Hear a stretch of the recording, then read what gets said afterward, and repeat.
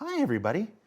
Welcome to another episode of which show is this? Star Citizen Live. I'm your host, Jared Huckabee. We're back. We've been off for a couple weeks. Last week was the UK Manchester office Christmas party, where everybody was gathered to answer trivia questions, pub quiz style, and drink a not insignificant amount of alcohol. Just want to say that as far as the pub quiz contest, more than 50 teams, it's a big office, and yours truly came in third. Not my best, not my best outing, but so much beyond what Dave and his team did. What place did you get in, Dave? There was a 4 in it. Yeah, there was a 4 in it at the front. So that just, I want to say, Aaron, if you're watching, and I know you are, reading the place of every single team for like 15 minutes was amazing. And just watching Dave's team sit there waiting for them to hear their team's name, and it just never came for like 15 minutes. It was amazing. A masterstroke, Aaron, and I loved it. And then before that, we were at Bar Citizen Dublin, which was fantastic. Great chance to meet the folks out there. And then before that, Bar Citizen Milan, tremendous. Yeah, so we're back. We're back for our last show of the year. And joining us on this week's show, that's one heck of an intro. Not a good one, just in length. We have members from our esteemed AI teams joining us on the show this week. We have, well, let's let you introduce yourselves. Fran, tell everybody who you are and what you do.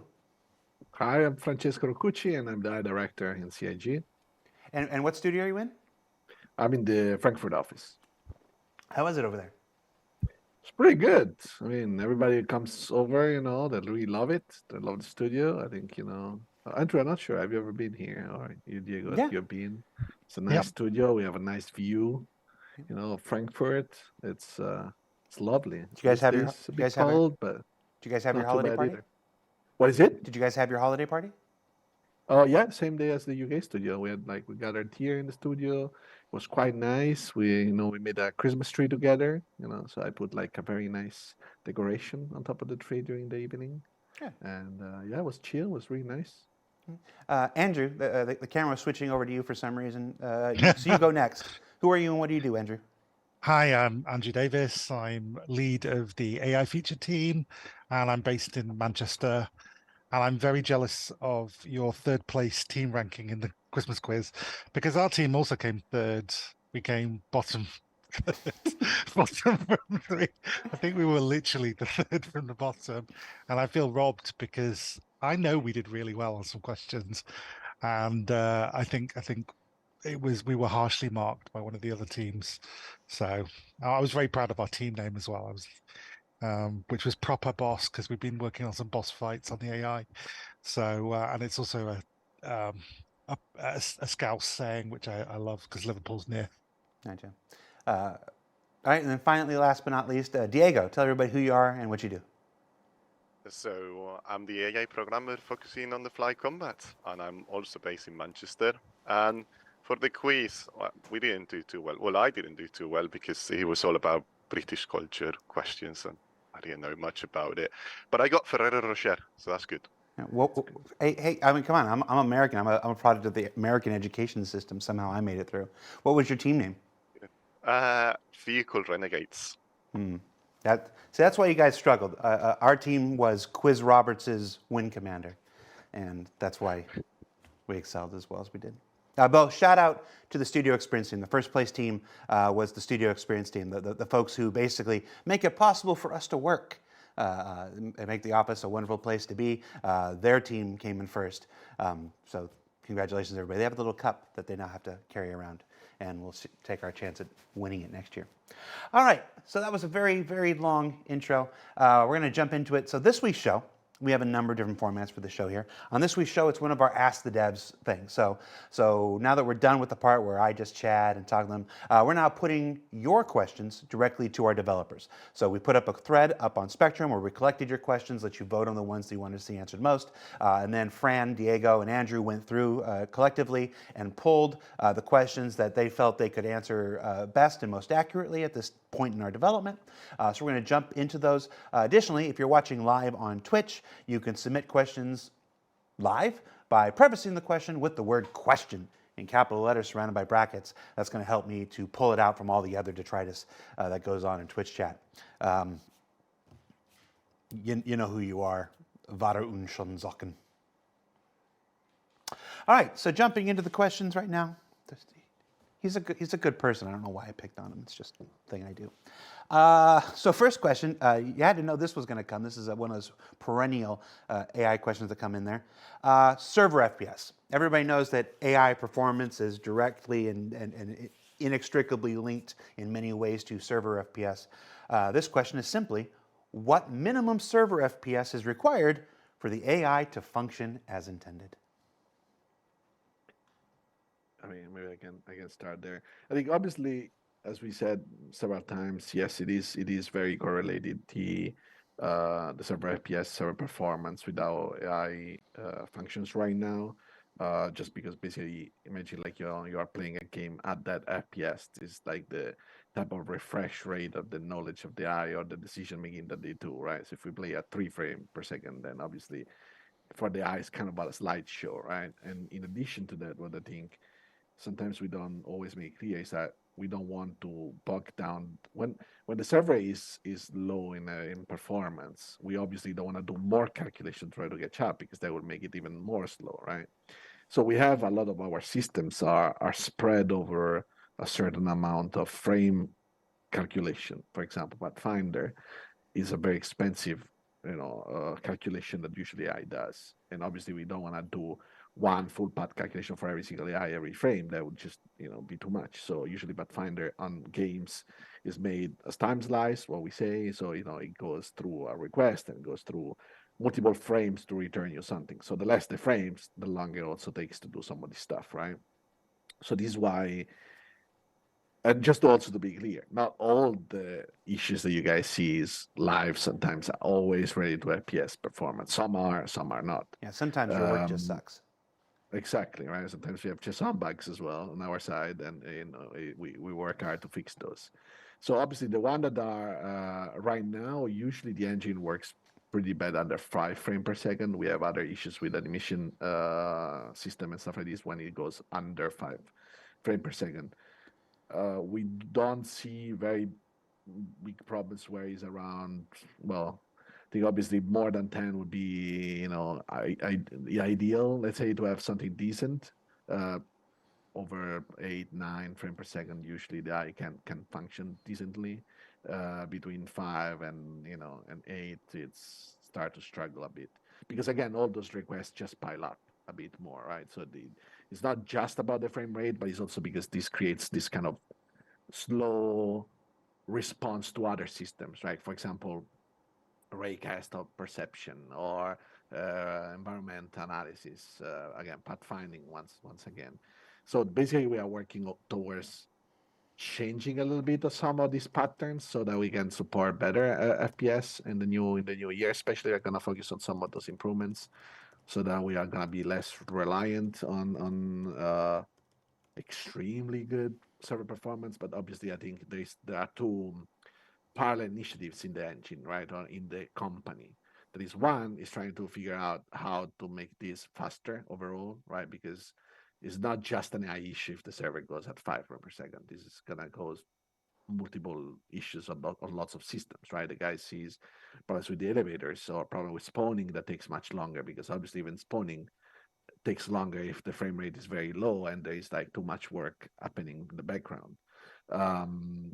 So basically we have these two initiatives, right? Like one that is like making sure the server goes as fast as possible, and the other one is making sure that our systems can cope with as best as possible with low frame rate.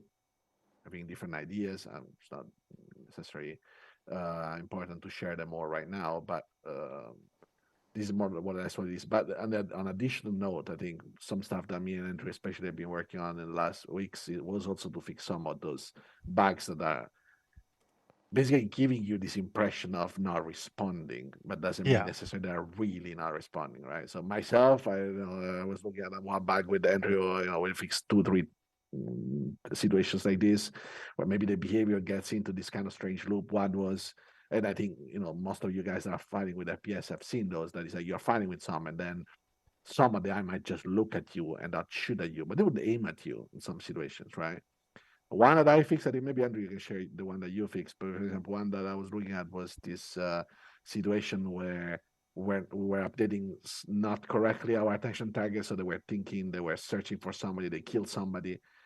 They thought that their attention target in that moment was dead, but then they were targeting you. So they thought that you were dead and they were starting to investigate. And those are type of things that we fix all the time, right? And we want to make it better overall. So I Yeah. don't know, Andrew, just Yeah, one of the ones I was looking at recently was that we have certain reaction animations that play before they attack you, and we had this in the scripting language. It was receiving a value and waiting for that value to go up, but because of the specific requirements of the multiplayer system, when you're online, that there could be a lot number of frames before it next checks this value, this alertness level value, and it was going up and not then recognizing it had gone up, so it was forever waiting for this value not to go up, and that was causing sometimes these characters to just get stuck in a state where they were like, oh, I'm going to respond, no, nothing's changed. So that took a while to track down, because I think we're kind of narrowing down more and more cases where, like, smaller and smaller issues that we don't see regularly, and that's a really good thing, that we kind of able to focus more in on those little bugs that happen. Like, oh, these sometimes it was 1 in 10, now it's 1 in 100. Well, it's smaller and smaller, but we're improving the gameplay each time. yeah, and bringing up all the improvements we've done for Squadron as well into BU also allows us to stress test this behavior a bit in slightly different environment, right? With more targets, more scenarios where you have, I don't know, defend mission with friendly characters that you need to not, to save while there are enemies around, and so on and so on. So I think, like, obviously, we also find sometimes some of those different scenarios, that we can stress test more. No, it's cool. And when I make a joke about sometimes that their work sucks, be sure to switch back to my camera so they can see that I'm joking, because otherwise it just sounds like a jerk. No, but I think it is kind of interesting. Sometimes your work does suck, I know. All those things.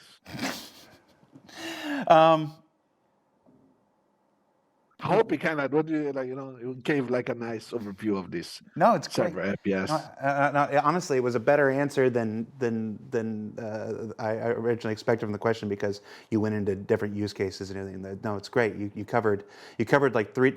While you were going, I was thinking of like 3 different follow-ups, and then you just hit the follow-up, and I'm like, oh, okay, I don't have to do that. It's one of the reasons I love having you on the show, Fran. Thank you very much. Let's talk about, as far as like the big AI topics that people have, that obviously there's always the server frame rate one, because we've done enough of these shows that people know how linked it is. The other one is also AI blades. Basically, we're building a massively multiplayer online universe here, and not everybody can always bring their friends where they want to be. As these ships get bigger and they have more turrets and stuff like this, the idea of inserting AI blades into the computer as into the ship as a component, so that turrets can be automated and stuff, has been one of those oldest dreams we've had about these larger multi-crew ships. What, if any, progress do we have on that? Has there been any progress on AI blades? What can you tell us at this point? Diego, I can say this one, yeah. I think the technology is already there, because I know a lot of people, they make the question, is it a concept? Is it already working? We've got the technology there. We're currently using that in-game at the moment for some capital ships and even for the turrets that you see in the bunkers or outside the stations. We essentially have these AI module that communicates with various items in the game, like the flight controller, and they can pass inputs to it. Same with the turrets. In terms of bringing it to the players, I think Francesco, you probably can answer that better. I mean, yeah, I think we have even some ATCs actually using the AI module in Star Citizen since quite a while, I think. Because basically, I think the idea is that we have this, like, as everything in the spaceships world, right, where you have items attached to other items. We do have this special item that we call AI module that is kind of a blade. What in the lore is a blade. Yeah. And basically, it can execute exactly logic, right? It can run specific logic for the operation that it needs to perform. And I think right now, basically, I think yes, we're gonna wrap up these things a bit better. And I think majority of the work obviously is how we want to expose it to the players, how you can buy them, you can take them and attach them to your ship. So it's a lot more now about how the player interaction, the player loop is going to be on the blades. But basically on the eye side, we did have enough progress in the past years, basically to have that pretty much ready, to have all the basic functionality to support that functionality on our side. So obviously, yeah, again, our feature needs to be wrapped around a lot of teams, not just the AI functionality, and that's where we are at right now. But yeah, an AI module, you can write blades that control a turret, blades that can control the piloting seats, blades that can control, and you can, as everything that we do, right? This we run just our substantial behaviors. That means that we can apply traits, we can apply skill levels to those. So you can buy, a good blade, a bad blade, and designers can configure what a good blade means or what a bad blade means, or a good turret blade that is maybe hitting more often because you paid more money. I don't know, or like a pilot one that is different personalities of that blades, right? So that you can also do special maneuver and that costs more, or the one that does just is a bit more conservative and a bit more just that can help you piloting your ship. Maybe you're not even gonna fight that much, and you can just want to have something that you can control and give commands to autopilot somewhere, and this is what we can basically Yeah, the support. opportunities for this are varied. I mean, there are many. Like, if you've watched any Star Citizen content creator live stream or YouTube video over the last 11 years, you've seen discussions of what AI blades could allow folks to do. Even just the simplest idea of being able to jump into a hammerhead by yourself and just have 4 blades running the turrets and just be like, hey, if anything's hostile, destroy it. That's all I want. Absolutely. Just wait until it's hostile. But the second I mark something hostile, just please target that crap and blow it up. Just the simplest kind of modules can add a lot of longevity and variety to the game. And then of course, like you talk about, the different variations. Some are good, some are bad. Some have different traits. Some are more aggressive. Some are more defensive. Stuff like this. And there's even like storytelling possibilities with the mission system. You developed imagine the best AI blade ever was actually manufactured 50 years ago in the history, and they don't make them anymore. But there's still several of them buried out across the universe, and they can be found and revamped, and then so it's not even necessarily you have to spend more money to have the better stuff. Absolutely. You can go find and discover the better stuff like that. The opportunities are endless, and we've been talking about this for a long time. It's one of the things that I'm most excited about as Star Citizen continues into 2024 and beyond. And this is not me saying that AI blades are coming next year. You've gotten all the what's coming next year from me yesterday. There's more, but that's all I'm willing to talk about is yesterday. But when this stuff comes online, it'll be another fundamental change to space combat in the precision universe. So I think we're all very excited for when that can come. Let's just hit some of our let's hit some of our all-timers here. We've got server FPS, we've got AI blades, creatures. let's say creatures. Everybody is awaiting the day to go into an ice cave on Eel or whatever and find a big giant boreal stalker there to rip their arms off, or even just the space cows that we showed at CitizenCon or in the Star Engine video. What progress, if any, can you tell us about the state of AI creatures? Is this something near, far? Where are we? What can you tell us? I'm. You said you were excited for Blades. My team are very excited for working on creatures. We've already started quite a lot. We've got some work that we've already developed for Squadron 42 that we're bringing forward, and we're expanding on a different range of creatures with lots of different attributes that I can't really talk about too much. Not yet. But We can talk definitely, a bit about the we're, quasi we're, def- crazer, right? we're definitely starting with the quasi graz. So that's been a fun one, seeing that move. At the moment, we've got it's jiggling up and down, so we've got to solve that issue. But it's definitely something that we're working on right now, and we're excited to be working on. Which Yeah, one? obviously, what we saw in the demo there is an actual quasi crazer moving around the planet. It's really like the work that we've started on and that you guys have seen live, like in the video from CitizenCon, that it's an actual creatures that we're working on. Yeah, I think it's safe to say, that, without me getting in trouble, where there are multiple creatures currently in development. We showed the star whale, and we've shown the quasi-grass. Is that what I just called space cow? Is it Quasi grazer? Quasi-grazer? Or something like this. Something like that. I feel like it had a different name at some point. Yeah. I'm shit with names, so but we've shown those, but there's actually a host of different creatures, both aggressive and not, that are currently in development. And when I talked yesterday about things that we're waiting for you, we'll let you guys discover on your own. That's probably one of those. I think unless something changes, we probably won't do a big feature on it. I think that's one of those things like I would rather leave that for people to discover when it goes in. So.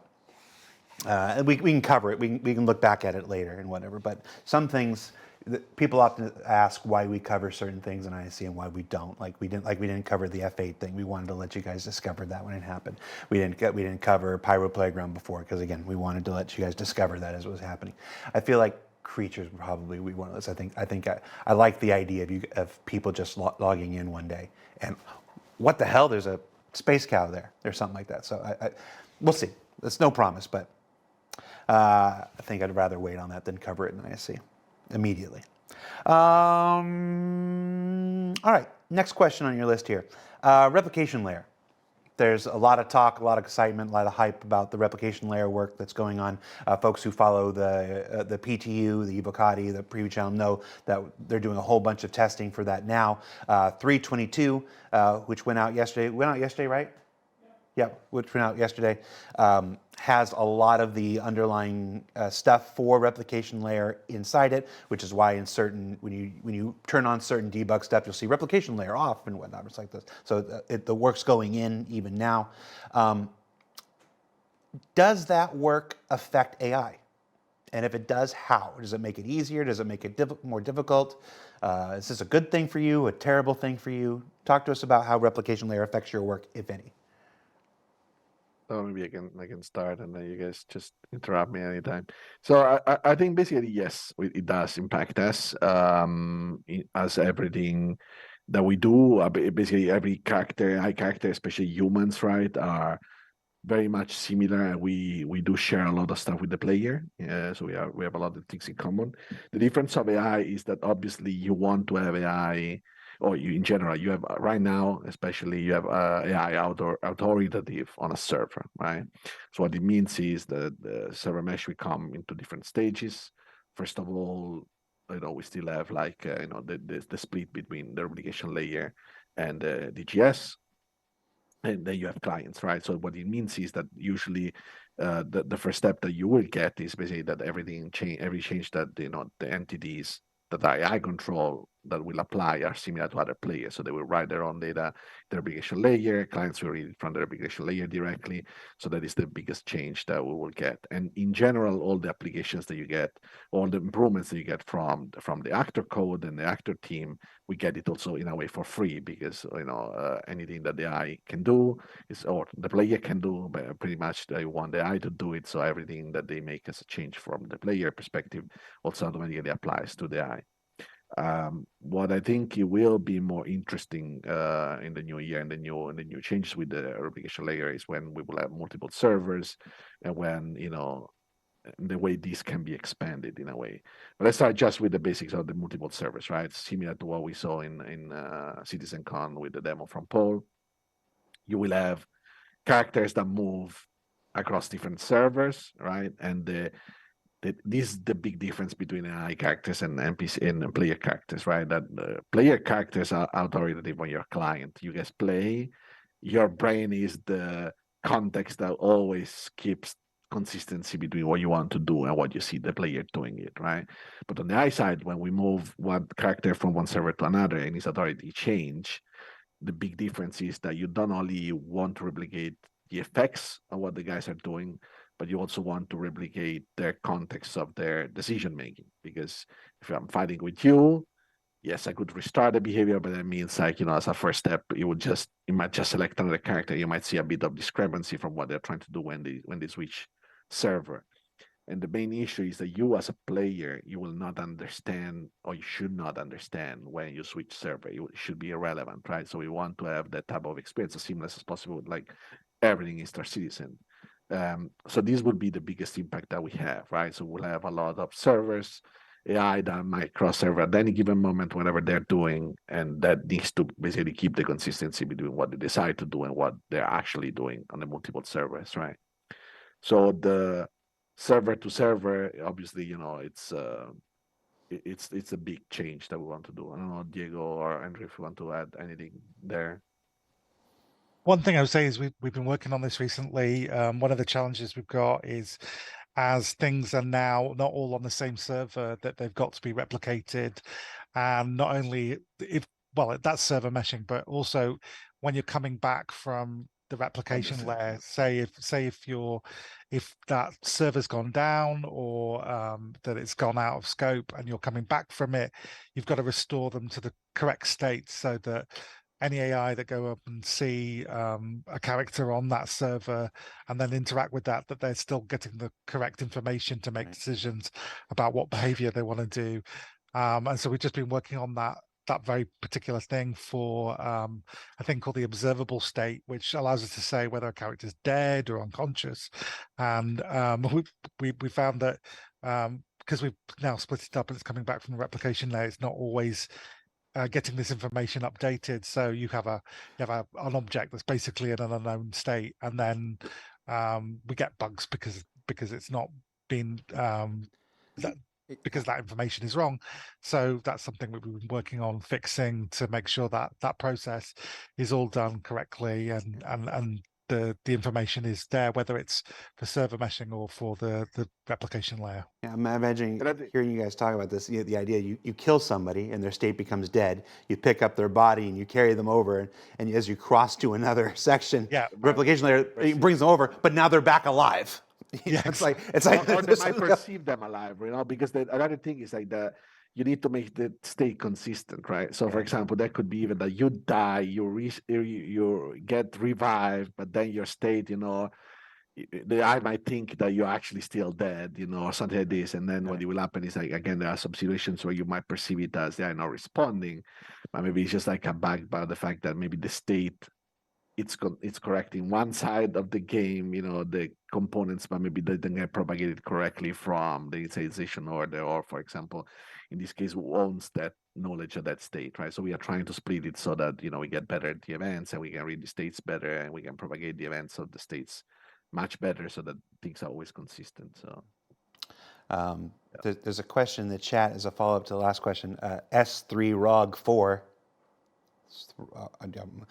Will we be able to hunt creatures and sell them alive or parts of them? This isn't for you guys. S3ROG4, you and me. be nice to the animals. Just when you get them, when you see them, just be nice and see if you can pet them. And if you can't pet them, go to Spectrum and write an angry thread and say, Disco told me to do this because I should be able to pet them. And I think they should be able to pet them. But be nice. Just be nice. And maybe sometime later, when we're all bored, maybe, but just be nice to the animals. Sorry. Especially the whales. Save the space whales. I swear, there's some people that like all they want to do is go whaling. I tune into a YouTube video and there's, oh my gosh, I want to hunt the space whales and sell their blubber. I'm like, just be nice to the whales. Just be nice. At least in the game, we can always respawn them. Now, eventually, when space whale versus space whale, yes, they should be able to fight. Like let them fight, Godzilla style. But we're way off the track now. What other question you have here? You have a question here about, will AI have advantages over players like using night vision? We're not going to do that one. That's a trick question. Every time we do a show with somebody, they try to bring up night vision. We know. I yelled at the guy at the chair the last time we were here with night vision. I got crap for that afterwards, but they know. They know. Just leave it at that. I said I would stop harping on night vision. They know. I promise.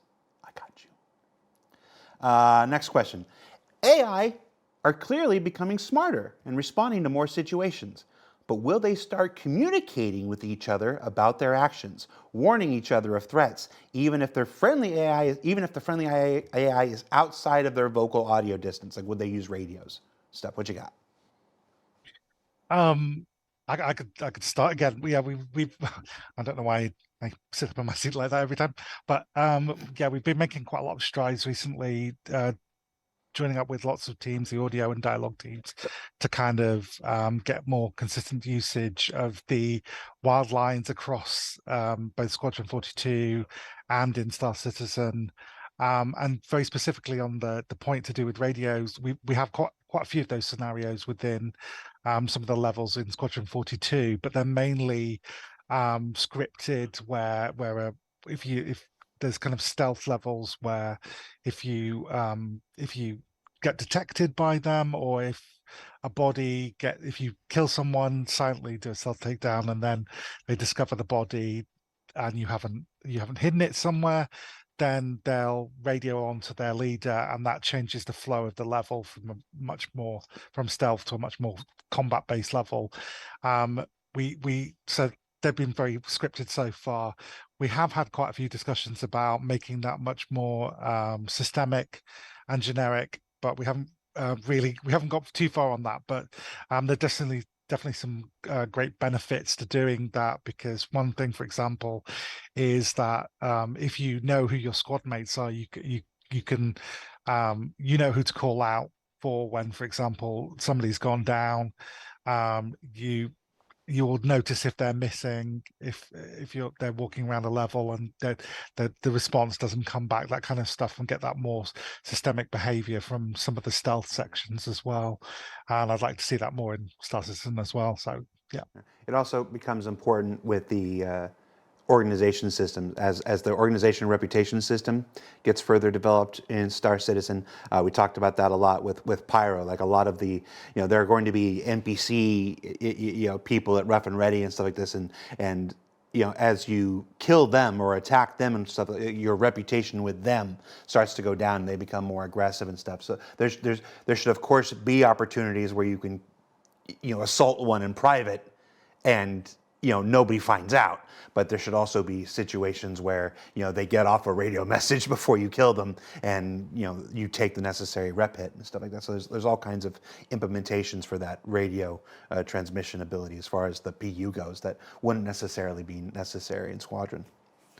But also, I think in general, like the communication, we do have the communication just like in terms of feature, right? Because I think right now, if they find a dead body, right, they will go investigate, they will call out, like, even if it's not by radio, they will still call out the other ones. And that calling out is the one that, basically allow the other guys to be attracted by the fact that something happened. Yeah. Or, for example, we do have, hearing friendly fire and stuff like this. And these things also propagate correctly through the audio propagation that I think we maybe spoke about at a certain point. But we do have like basically the audio perception on the eye side now does respect the audio propagation. I don't know, Jared, if you remember if it's already start season right now or not, but it's definitely like one of the things that would carry on, would bring in the next releases. And it's like we can really say like, these are the rooms, you close the door, the audio doesn't propagate there, so the guys, you can kill somebody in a, one enemy in a room that is closed, and maybe even if he screams or something like this, if the environment is, doesn't allow audio to propagate, then the other ones won't be alerted. And if the door is open, they might hear it, and so on and so on. So I think this is actually really interesting, in terms of the type of mechanics and opportunities that it opens up for the players. Yeah. Captain Rolleveld, I don't know, says, won't Rest and Relax and others have CCTV recordings that they can watch later? I mean, in the fiction of the verse, yes, but it's a question of resources and development. Do we want to spend our time creating an internal CCTV system than a place where NPCs are standing looking at it and watching it and reviewing it, or would we rather get all the other things we need NPCs doing working better? But radio communication, like what we're talking about, can stimulate those kinds of things and stuff. So I think we've addressed the need. There's a need to be able to communicate beyond what can immediately be seen or heard in certain situations, but when the time comes. But like these things that you're describing, Jared, is correct, right? Yeah. It's like you want to simulate some of those things, not necessarily like in that type of details, but they give you the impression that you have Exactly. that stuff. You don't actually build a CCTV system and then have NPCs there watching monitors and perception qualities of what are they seeing, stuff like that. But there are ways to give you that type of feeling that the gameplay will resemble that. Yeah. What's next? Will there be a system for NPCs dropping their guns and surrendering if they are in a situation where they clearly cannot win? Surely they would value their lives, right? That's the question. What you got? Who wants to go first? Go ahead, Andrew. We'll start. Yeah, this is something that we've already worked on for Squadron. Definitely surrendering. We definitely need a little bit more polish on all of the states that it's got for them. So civilians, people without weapons, should immediately run away and cower and hide. And then if there are a combatant, then they should, and they run out of ammo, then they will look for another ammo if there's any available, and after that they should run away and hide until there's basically no combatants left in the current fight situation. And when that happens, then they can go into this surrender behavior, where you will either be able to do another stealth takedown or restrain them. One of the things that we haven't actually got some of that flow in Star Citizen, because with the AI at the moment you have infinite ammo, and that the reason for that is because we've got the option to not have infinite ammo, but it does require rebalancing quite a lot of the missions to put in ammo crates so that they've got the right amount of ammo to be able to do that. But it's definitely something that's there. The loadouts as well for the existing. So basically, that's the process that we will go through, right? I think there's also like the fact that obviously when they will drop the weapons if they surrender, as I'm not sure would ask the question, but what was mentioned. And basically I think what they will also do is like, if you let them stay there, surrender, then you give, you go far away enough, then they might also try to find back some guns and, start fighting. Yeah, start fighting again. Yeah. Don't leave them unattended. Exactly. So if you leave, if there are enemies and you leave them, just in the surrender state, that you don't restrain them, as you said. And then the other NPCs can also unrestrain them if they find them restrained. Again, try to revive them. So this is all the flow that we do have, but you don't yet all see that in Star Citizen per se. It's quite interesting to see when it's going to be there. And you guys will enjoy and will give us feedback. All right. Or, yeah. Nope. No, sorry. I was just trying to coughing fit in the middle of your thing. I was just trying not to distract you. So I was trying to not cough. Ah, it's all right. If I have to go, make it listening to Fran. All right. I'm good. Almost. Yeah, I'm good. Okay. I can talk at it. Is 10 it? Is minutes this if a you want. demonstration of the AI reviving behavior? We're gonna come in and Somebody rescue go to Jared. Woo. No, Med pan. I wasn't even. I'm just sitting here, and all of a sudden, it's like the whole respiratory system's like, nope. All right. At least it brought more color to my face. Nav mesh. Let's talk about nav mesh. When nav mesh was first introduced, and I'm just reading the question here, it felt like low-hanging fruit would be to add patrolling AI at the surface entrance to existing bunker sites. But this never happened. Does planetary nav mesh not apply to existing asset or mission locations? I think it's a combination of stuff, right? So I think yes, it does apply to all the locations. So the way it works right now, and we're finishing to extend the last bit that we are missing. But basically, whenever you go on a planet, it will just generate a mesh on specific restraint. There are some constraints right now, and this is what we are trying to remove, that it would generate across the whole, the full surface of the planet. But the issues, this is the combination with the behavior. So what you need to build these outposts with for example, the guards, guard behaviors, the security behaviors. You need to have the information about what does it mean patrolling, for example. So what this usually works is this pipeline that we are finishing to enforce, and the structure that we want to build for the new outpost, and from there we apply to the old ones as well. Is that we want to have all this information based on this also connects with the population manager that we want to build, how we populate the environment automatically based on what can be done, and so on and so on. But the idea is like when you want to have a guard, right? The guards can have, for example, right now the securities can have multiple things that they can do. They could guard a location, they could patrol, they could, react in specific ways, and so on and so on. To do so, it requires to be spawned, and it requires for the designer to explain what we want from the guards. Otherwise, they will try to see if they find a patrolling path that is similar to what you guys see is in the UGF when the enemies, they kind of run a sort of similar guard behaviors. They try to find a patrolling path in the UGF and they go around, or if they don't find it, they try to move around here and there.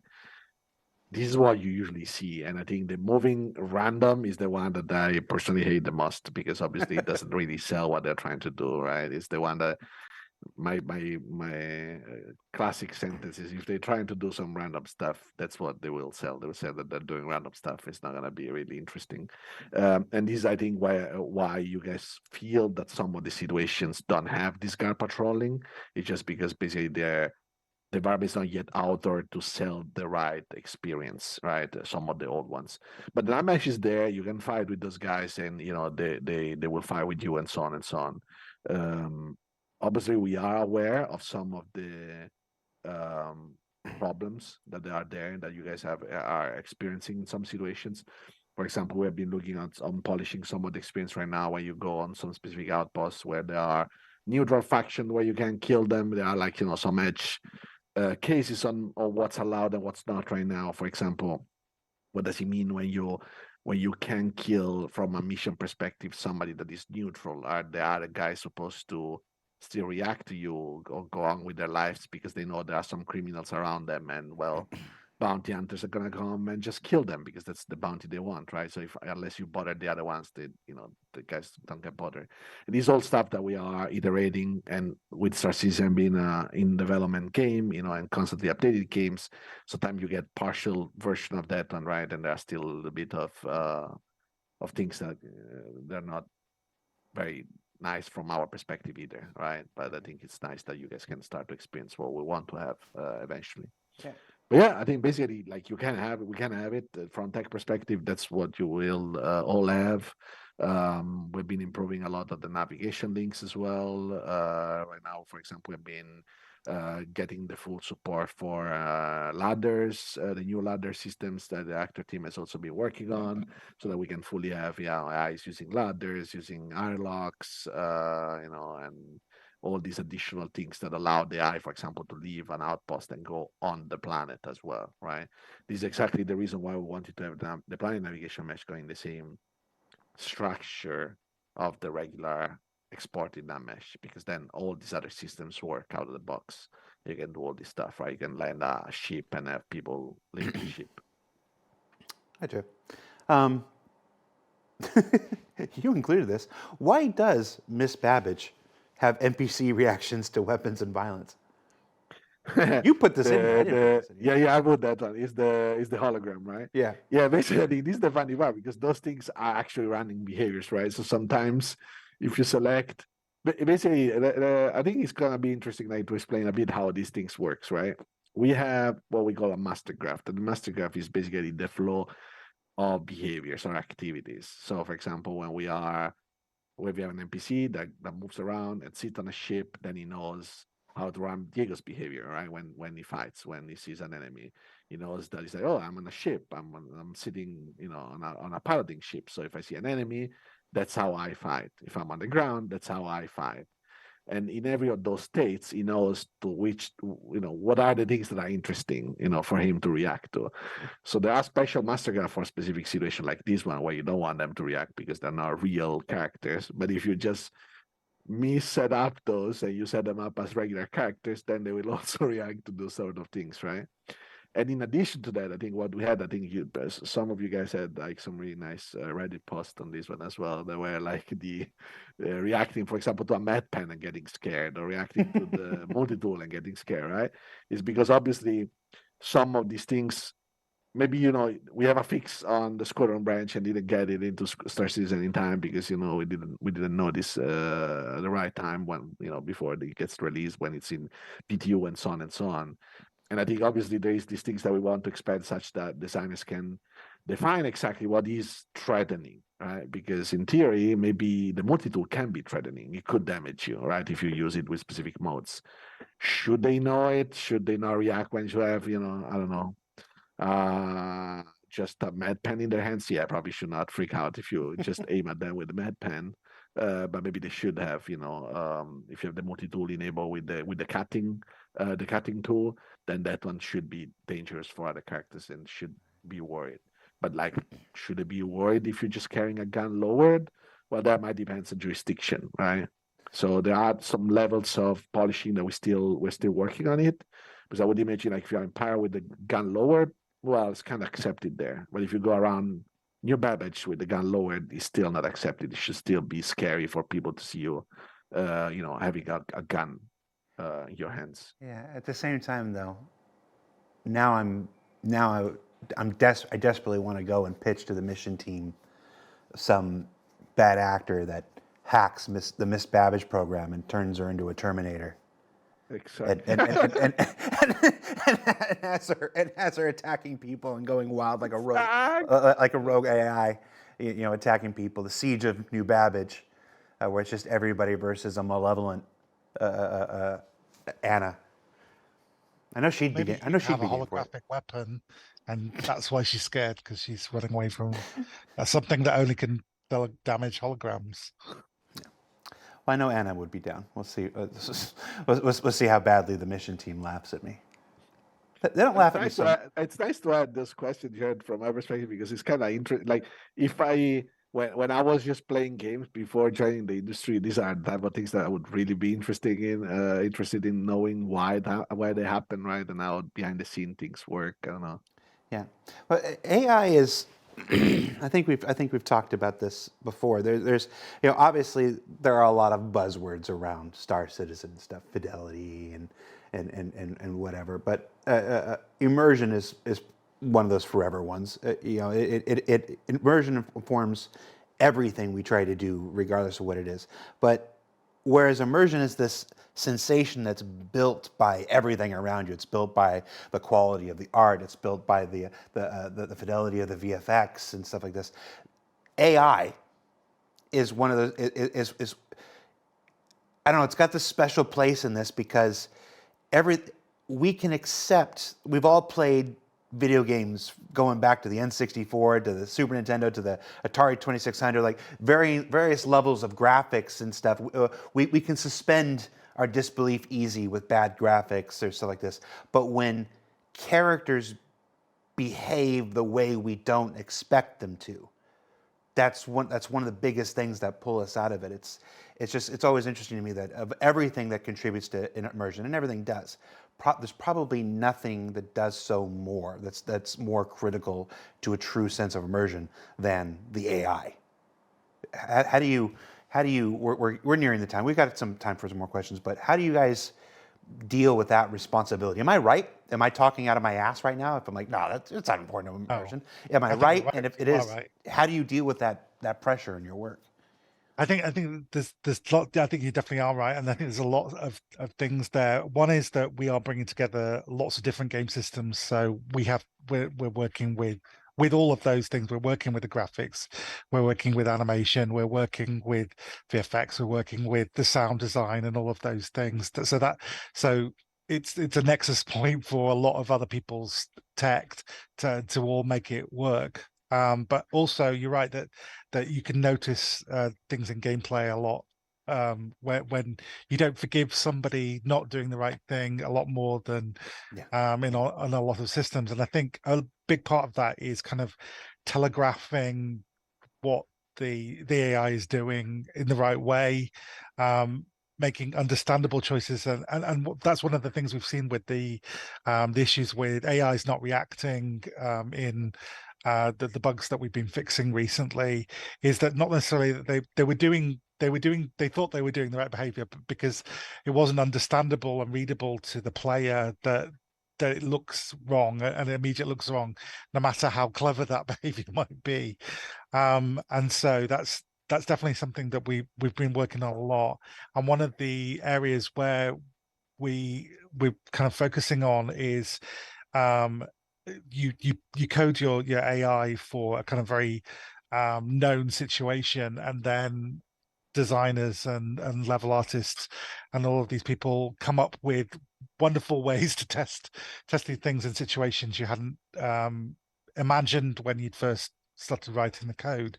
And so one of the things we've been working on a lot is adding in lots of fallback cases. So, what if I don't have a nav mesh in this particular situation? What should I do instead? What if I have no target, but there's this person who's shooting at me in front of me, and that can react to kind of maybe not necessarily bugs, but other little mishaps in a much more sensible, readable way that's understandable to the player, and that gives that much more that you're not going to notice so much, and you're going to sometimes think that they sometimes go the opposite way, and they seem to be too efficient, and they can be attacking the player too often, and oh no, they know too much, so you've got to dial it back again. So it's it's a delicate balancing act. What he's saying, Andrew, there about being them too efficient, that's something that when we were making the Fly AI, I was playing with Yogi, the player experience team, and we were learning how we were playing against each other. And I came up with a prototype, right? And the first prototype that I made, I think my AI just destroyed them all. It was too good. And it's those things that is sometimes a hit and miss, and we keep playing to making sure that it actually feels good, not as good as being a killing machine, but good enough that it's a good challenge. Yeah, but Yogi's not that good though. But they killed him, or they killed you? I mean, we can't say he's not here, right? We can say it clearly, right? Yeah, I mean, he knows. I mean, there's no secrets between us and Yogi. Yogi's bad. I think, but don't say that to him, okay? No. I mean, we keep it only for us three, only for right us. now. Yeah, us three and Jared. Basically, that's just where he stays. Just putting teams on Do Not Disturb right now. Did you get already a message? Oh, I'm not here. I'm not here, Yogi. So I can see. But I think, like, in addition to that, I think, like, basically, I think one important thing is, like, I think we do feel the pressure of trying to give this experience to the players, right? And I think we do want. I think what's hard in development, and I think this is where the reality sometimes comes into place, that you need to choose between sometimes focusing on the long-term goal or the short-term goal, right? So that some bugs might be also things that you might fix later because you have it planned. And obviously, from the way we develop the game and the way we share the game, is that you often can see much more than what players would usually see in a normal development flow, right? That is like you do it in closed doors for so long, and then you only see when things are working well. So from us, I think there's also sometimes the frustration of saying like, I wish I could have just cleaned up this a bit better or been focusing more on this other bug or this other experience that Andrew was saying, or the balancing that Diego is also talking about, right? And I think obviously we do have the great advantage on the other side, that is that you guys can experience stuff that is not finished, and we can get much earlier some of the feedback. And yes, some stuff might already be in planned, but some other stuff might actually be really good to get that feedback, right? And the type of um, of changes that we can push based on stuff that we might have not considered. Yeah. So I think that there are advantages and disadvantages as well, but it's definitely good to have this opportunity from our perspective as well. Okay. We got 5 minutes. There are 3 more questions I want to squeeze in, if you don't mind going a few minutes long. I'm asking you live on screen, so you can't say no without sounding like a jerk. The first question comes from Randprint in the chat. Will we ever see NPCs riding trams ever again? Yes. We do have that functionality in. We need to bring it to Star Season as well. We need to make sure that all the setup is correct for all the trams that we have. But basically, the NPCs can understand transits. They can understand to wait for the transit to arrive, and they can use it to travel from two locations that are existing. Or another approach that we want to use for the transit is also as a sort of swan closets. When population needs to come in and out of the environment, we can use them to stream in and out NPCs out of the environment, and all the basic tech is there, basically. Yes. Okay. Second question. This goes a bit to the balancing. So obviously, we talked about making NPCs too capable. Not that's all there, like in the moment and stuff. There's a couple questions in this list. I'm just going to combine them into one that has to do with NPCs being able to use technology, things like radar scanning and stuff like that. How do you what's the process what's the progress for that? Can or do AI use scanners to see through walls or radar to detect ships from far away? Do they have access to the same technologies that the players do? And if so, how the hell do you balance that? So in terms of radar, I can speak for the ships, but yes, the AI just uses the radar component as the one that the player uses in the ship.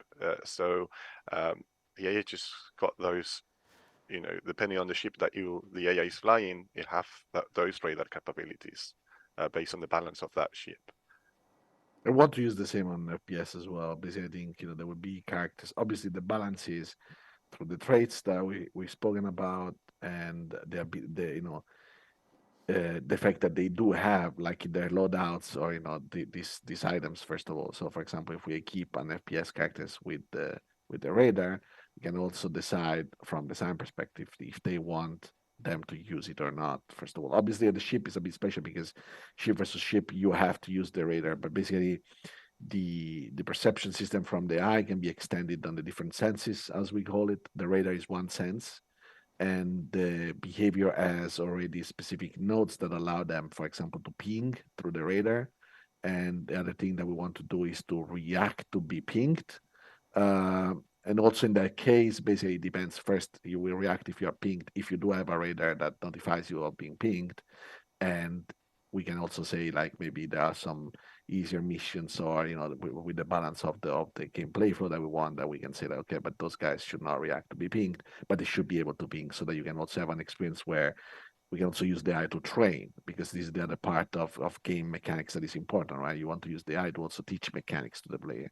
So you can say, okay, now we make you a mission where the AI can ping you, but you're safe to ping yourself, so they can still kind of learn that mechanics.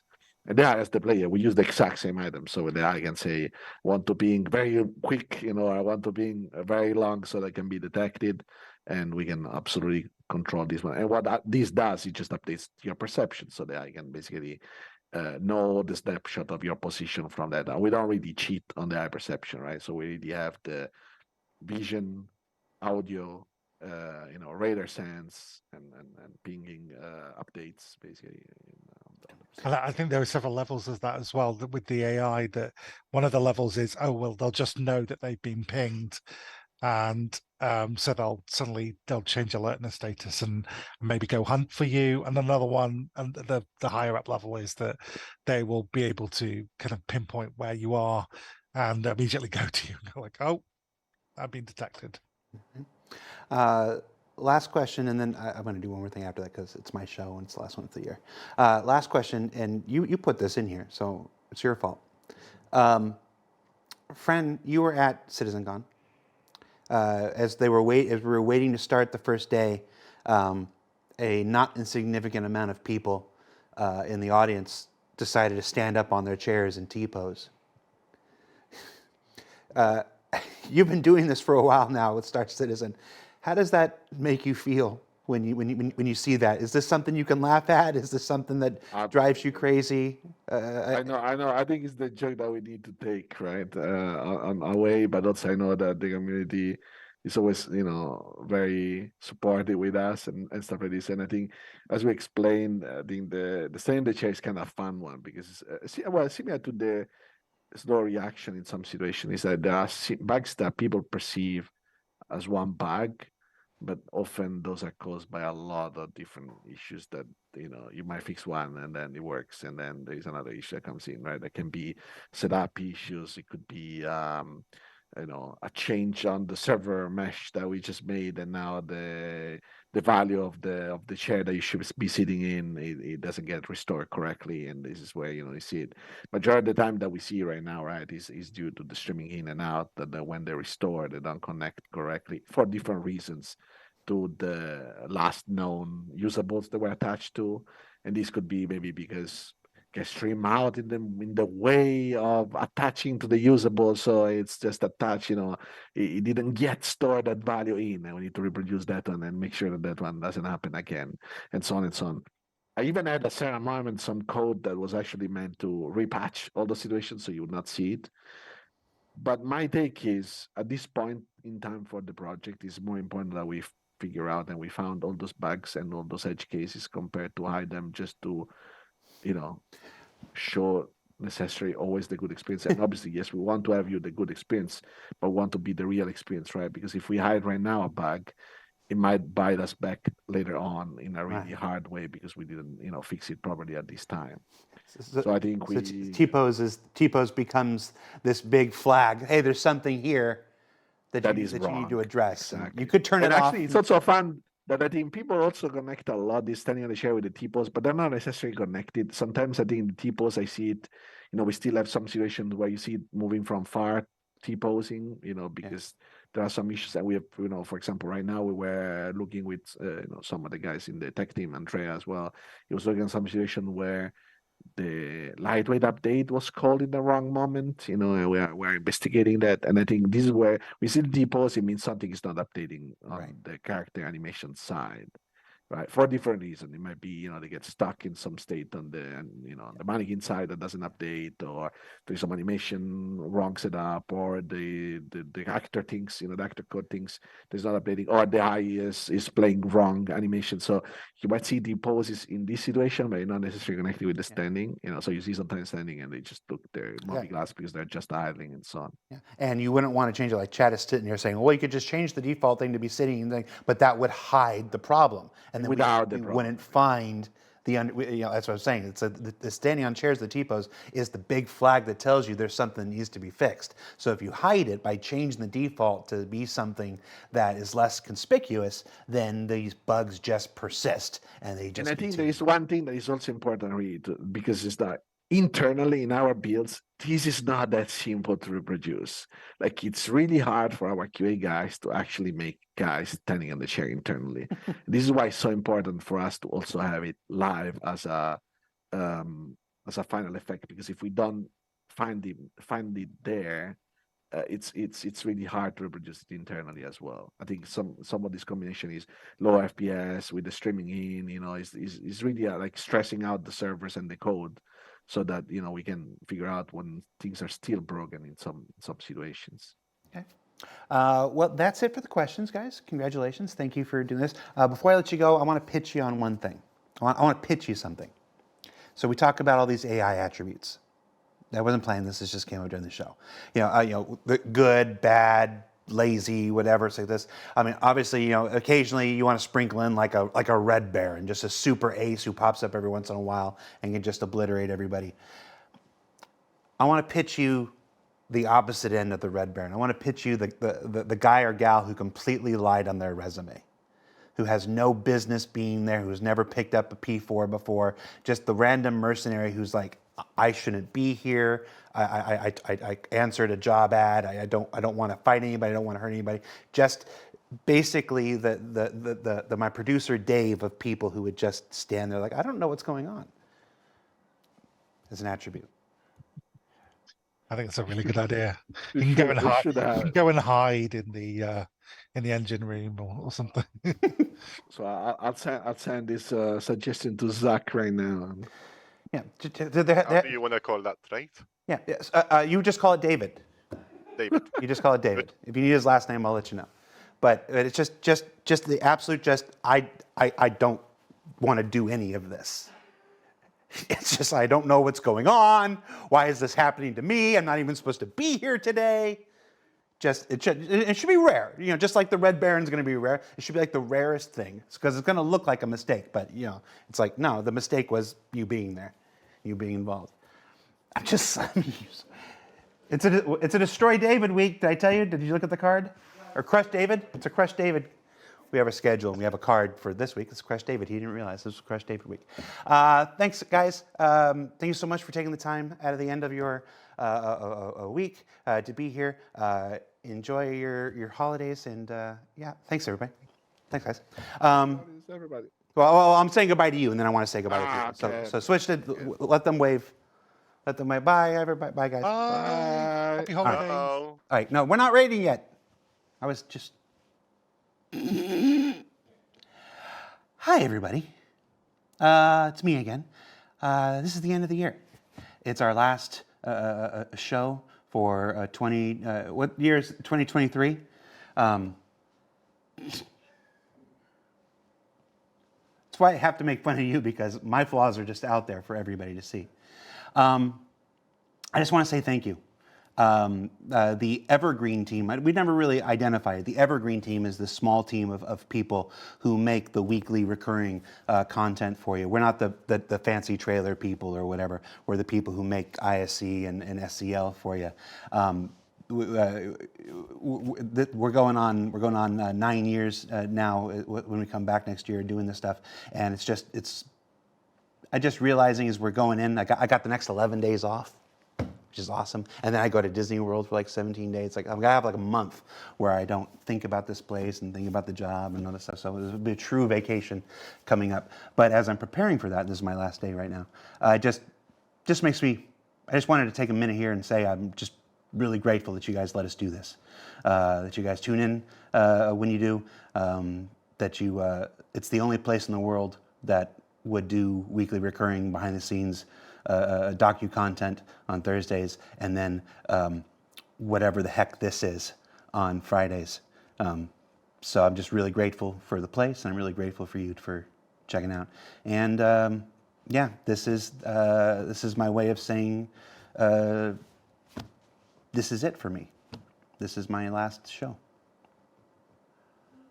of 2023. I'm freaking him out. I'm sorry if he freaked you out. I was freaking out. Thanks for watching, everybody. Maybe this will be my last show after somebody watches that. We're going to do a raid. You can start the raid now, folks. We're going to do a raid. I believe it's of the People's Radio. Let's see, what did they write for me? The People's Radio provides players with news and music across the verse. You can even propose your own creations to be published on that radio. So, yeah, you can check that out. And we'll see you. We're back like January 25th. So we'll be back. I'm going to enjoy my month. I hope you guys enjoy your month too.